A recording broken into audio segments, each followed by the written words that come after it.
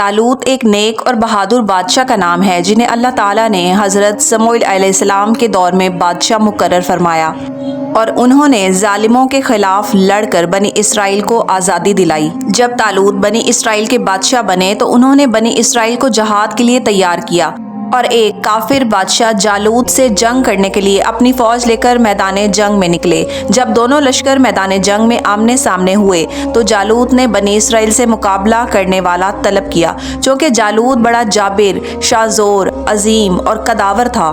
طالوت کے لشکر والے اس کی قوت و جسامت دیکھ کر گھبرا گئے، کیونکہ طالوت نے اپنے لشکر میں اعلان کیا کہ جو شخص جالوت کو قتل کرے میں اپنی بیٹی اس کے نکاح میں دے دوں گا اور آدھا ملک اسے دے دوں گا، مگر کسی نے اس کا جواب نہ دیا۔ مجاہدین کا لشکر آگے بڑھا اور سامنے دشمن کی فوج تھی۔ کہاں ایک طرف اسلحے سے لیس ہزاروں کی تعداد میں قوم عمالقہ کے جنگجو اور کہاں صرف 310 مجاہدین۔ ایسے نازک موقع پر طالوت نے بارگاہ خداوندی میں دعا کی کہ اے ہمارے رب، ہمیں صبر دے، ثابت قدمی دے اور قوم کفار پر ہماری مدد فرما۔ بعض اسرائیلی روایات میں ہے کہ جالوت کی زبردست طاقت اور بنی اسرائیل کے اس کے مقابلے میں ہونے والی جھجک کو دیکھ کر طالوت نے یہ بھی اعلان کر دیا کہ جو شخص جالوت کو قتل کرے گا اسے میں نہ صرف اپنی بیٹی کی شادی کروں گا بلکہ اسے حکومت میں حصہ دار بھی بناؤں گا۔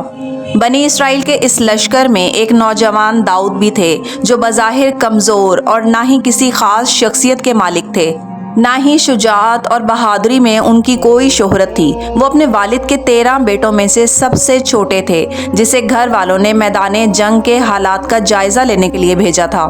جب اس نوجوان نے وہاں پر لشکر میں یہ صورتحال دیکھی تو اس کے خون نے جوش مارا اور وہ بے تاب ہو گئے۔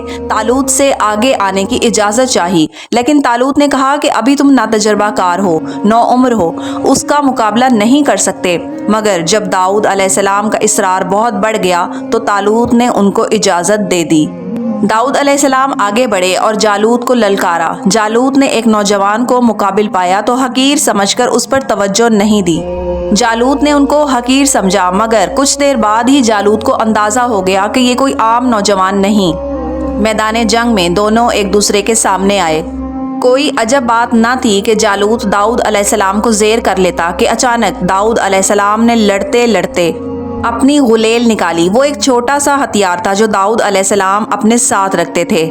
غلیل نکالتے ہی انہوں نے نشانہ لگا کر 3 پتھر جالوت کے سر پر دے مارے اور جالوت کا سر بری طرح سے زخمی ہو گیا۔ اس کے بعد وہ آگے بڑھے اور اس کی گردن کاٹ ڈالی، اور اس طرح داؤد علیہ السلام نے جالوت کو قتل کر دیا، اس کی زندگی کا خاتمہ کر دیا اور اس کی طاقت کو زیر کر دیا۔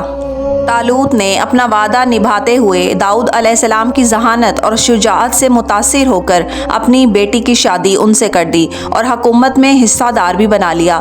یہ تھے حضرت داؤد علیہ السلام، جنہیں بعد میں نبوت عطا ہوئی، اور وہ بیک وقت نبی، رسول اور بادشاہ تھے۔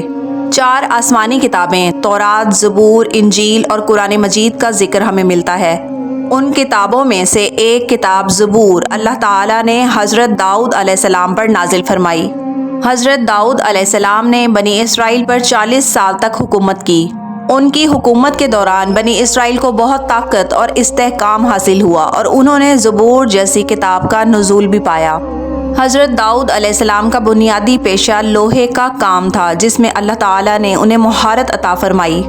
وہ ساری زندگی اپنی محنت اور حلال کی کمائی سے گزر بسر کرتے رہے۔